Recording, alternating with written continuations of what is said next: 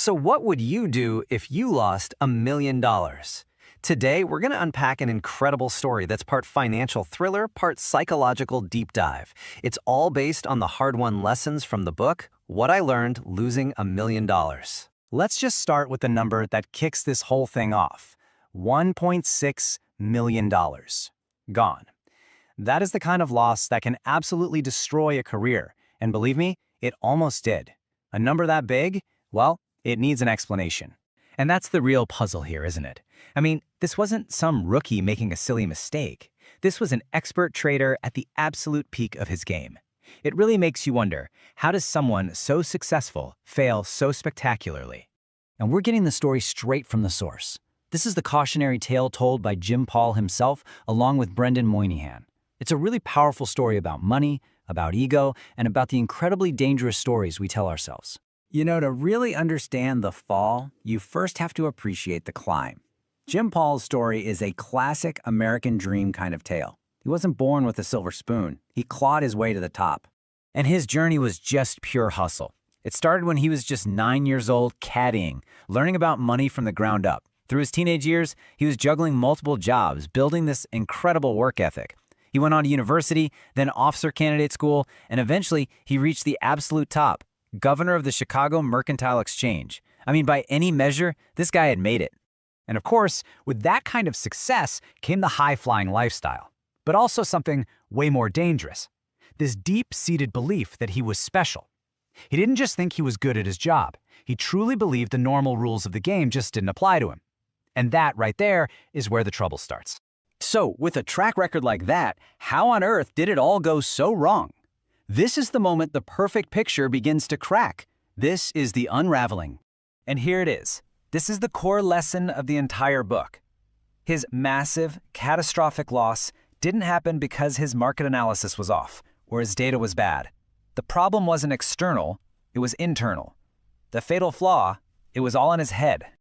Okay, so this brings us to the most important part of this whole thing, the psychology of loss. We're going to deconstruct exactly what was going on in his mind that led him straight to financial disaster. The book makes this brilliant point. There are a million different ways to make money, right? But losing big money, well, that often follows a very predictable, psychologically driven pattern.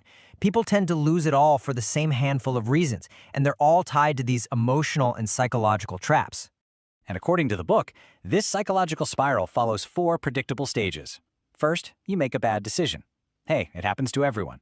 But then comes the critical mistake. You refuse to admit you were wrong. That denial then leads you to double down, to throw good money after bad, until finally, you're left with a catastrophe that was totally avoidable from the start. So why? Why refuse to admit you're wrong? It's because we get 2 very different types of loss confused. First, there's the external loss, the actual dollars and cents. That's just a math problem, right? Something you can manage. But then there's the internal loss, the blow to your ego. That loss feels personal. It feels like you are a failure. And that is what people will fight tooth and nail to avoid admitting. For Jim Paul, his big internal enemy had a name, hubris. And this isn't just regular confidence. No, this is a dangerous, toxic overconfidence. It's that deep-down conviction that you're special, that you're the exception to every rule. We've all heard that voice in our heads, right? That little whisper that tells you, against all the evidence, no, this time is different. I'm right, and the entire market is wrong.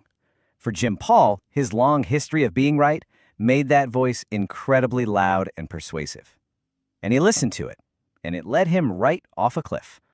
All right, so after looking at the incredible rise, the devastating fall, and the psychology behind it all, we finally get to the most powerful lesson in this whole story.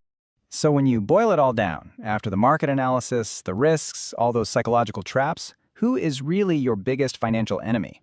Yep, it's the person looking back at you in the mirror. Your biggest financial threat is your own ego, your pride, your fear.